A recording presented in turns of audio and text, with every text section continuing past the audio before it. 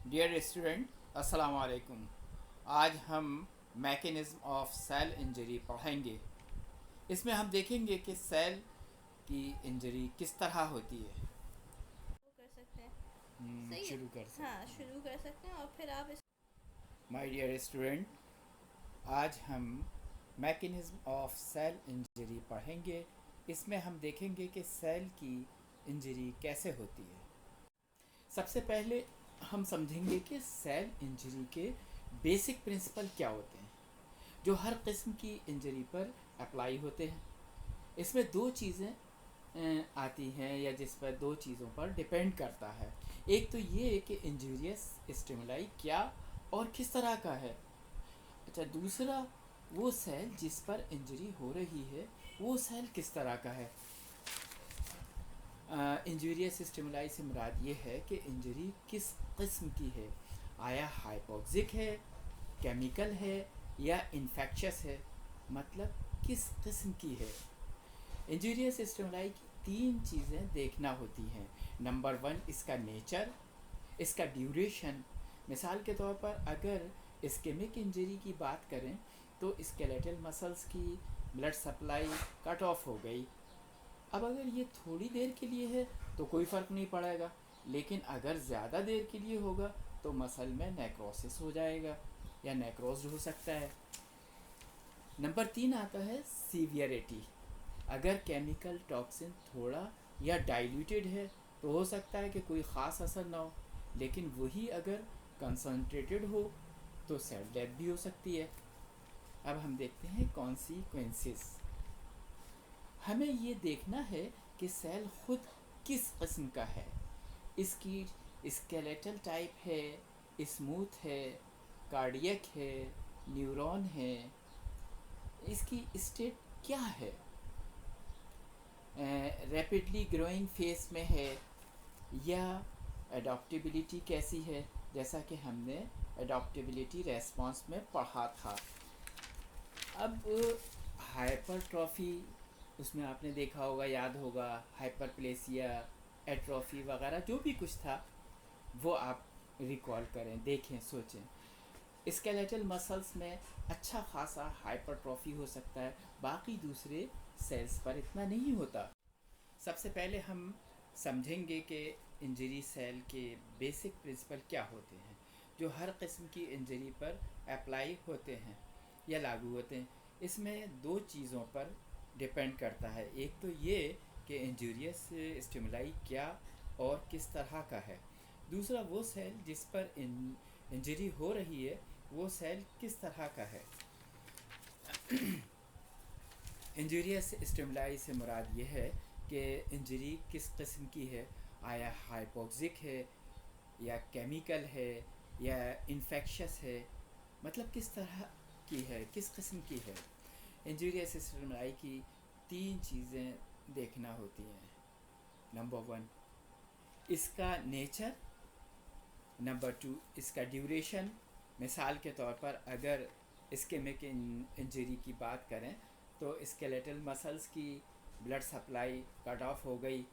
اب اگر یہ تھوڑی دیر کے لیے ہے تو کوئی فرق نہیں پڑے گا، لیکن اگر زیادہ دیر کے لیے ہے تو مسلز میں نیکروسس ہو سکتا ہے یا مسل نیکروزڈ ہو سکتے ہیں۔ اب نمبر 3 دیکھیں ہم تو سیویریٹی ہے۔ اگر کیمیکل ٹاکسن تھوڑا یا ڈائلیوٹیڈ ہے تو ہو سکتا ہے کہ کوئی خاص اثر نہ ہو، لیکن وہی کنسنٹریٹڈ ہو تو سیل ڈیتھ بھی ہو سکتی ہے۔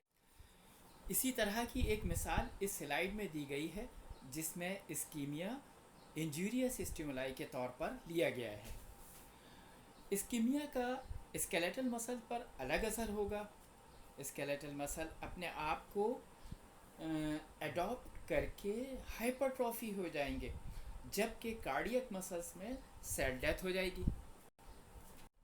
اسی طرح کی ایک مثال اس سلائیڈ میں دی گئی ہے جس میں اسکیمیا انجوریس اسٹیمولائی کے طور پر لیا گیا ہے۔ اسکیمیا کا اسکیلیٹل مسل پر الگ اثر ہوگا۔ اسکیلیٹل مسل کو پریزرو کیا جا سکتا ہے، جبکہ کارڈیک مسلس میں سیل ڈیتھ ہو جائے گی۔ ایسی ہی ایک مثال اس سلائیڈ میں دی گئی ہے جس میں ہم انڈیویجول ریسپانس دیکھ رہے ہیں. جیسے ایک ہی قسم کے انجوریس اسٹیمولائی سے مختلف لوگوں پر اس کا الگ الگ ریسپانس ہو سکتا ہے.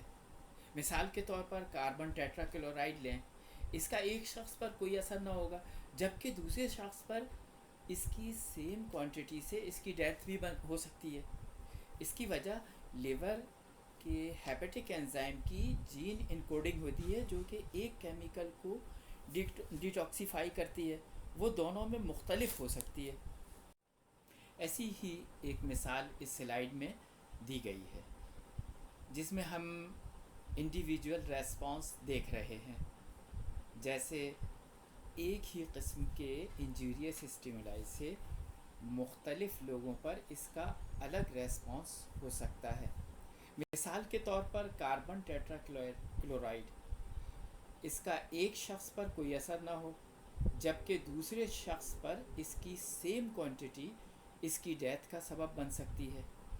اس کی وجہ لیور کے ہیپیٹک انزائم کی جین انکوڈنگ ہوتی ہے جو ایک کیمیکل کو ڈیٹاکسیفائی کرتی ہے. وہ دونوں میں مختلف ہو سکتی ہے.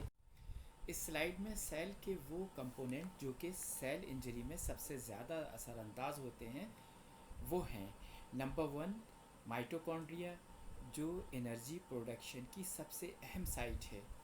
نمبر 2 سیل میمبرین جو آیونک بیلنس کو برقرار رکھتی ہے یا مینٹین رکھتی ہے اور انٹرا سیلولر کو ایکسٹرا سیلولر انوائرمنٹ سے الگ کرتی ہے. تیسرا ہے machinery of protein synthesis and packaging جس میں R N A, endoplasmic reticulum, Golgi bodies, ribosomes آتے ہیں. اور چوتھا ڈی این اے جہاں سیل کی جینیٹک انکوڈنگ ہوتی ہے. بائیو کیمیکل میکینزم کو تفصیل سے سمجھنے کے لیے 6 حصوں میں ڈیوائڈ کیا گیا ہے. Number 1 is depletion of A T P. Number 2 mitochondrial damage. Number 3 influx of calcium and loss of calcium homeostasis. Number 4 is accumulation of oxygen derived free radicals. Number 5 is defect in membrane permeability. Number 6 damage to DNA and proteins.